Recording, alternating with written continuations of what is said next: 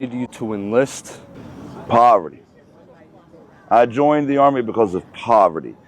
The number one recruitment tool of the United States military is to go to highly impoverished areas and offer things that America doesn't offer you, like health care, housing, income, stability. We offer our soldiers socialism to go abroad and defend capitalism. And I was too poor to say no. I was in the Army from 2001 to 2014, served in Iraq and Afghanistan, both theaters. I got out of the military 7 years short of a 20-year career, and that doesn't happen that much.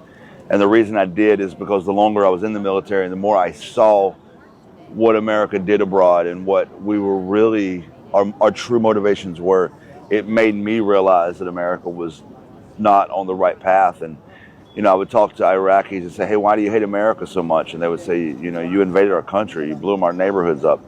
Started realizing, shit, maybe we're the bad guys. So, coming back home.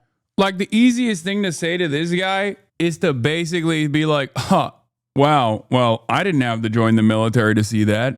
F you, right? I mean this sincerely. I think it's because I'm Turkish and not from, like, I didn't grow up in America that I don't have such a hardline stance on people like this. People in America will oftentimes be like, well, tell that to a guy who was victim to this kind of violence. Like, tell that to a Iraqi person. But I feel like people over there are way more chill about, like, even veterans that have done horrible shit that, like, understand that it was fucked up and are actually actively working against it. It's more so like the more like aggro stance often comes from like Americans that want to feel a sense of like moral superiority. It's at the heart of like purity politics in some ways. It masquerades as like an act of self-defense and solidarity. But the thing is, if you're American and haven't joined the military, you're still profiting off the military actions and still complicit. I mean, that's irrelevant. That's not even the point I'm making.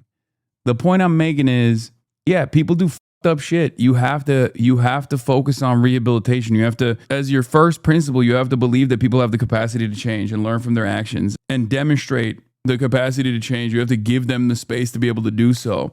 And it certainly requires a level of acceptance that I think a lot of Americans just don't have. They're so draconian. Cancel culture is a part of it. Purity politics is a part of it.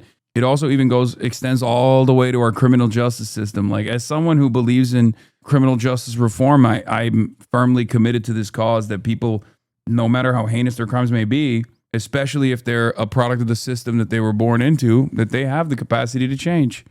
That's it.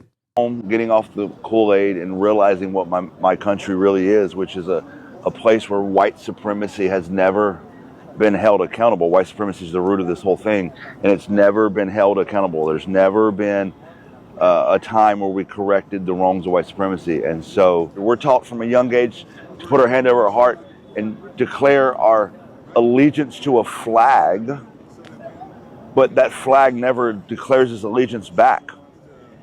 In a relationship where love is only sent one way, that's toxic.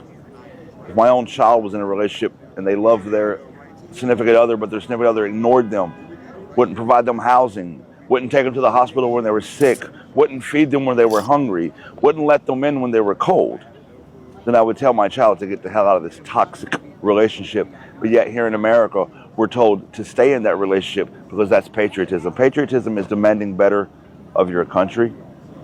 And where we're at now is where America was always heading because we chose not to hold white supremacy to account, and because we chose not to provide the most basic needs of a society.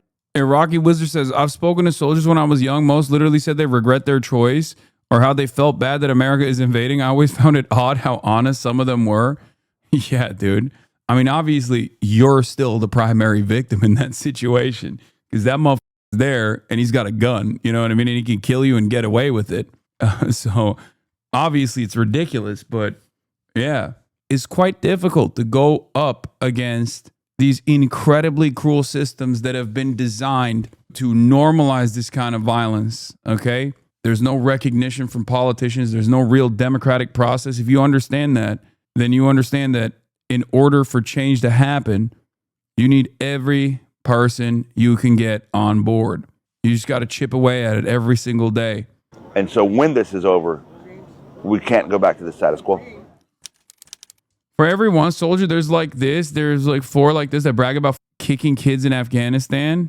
The first time Fred kicked a kid in Afghanistan, he pointed an imaginary AK at me. No chocolate for him. Wait, what? Yeah, bro, there's psychos. Remember, this is the American military we're speaking of, which means it's going to be very diverse and it is going to have a multitude of different opinions, okay, within each person who's serving.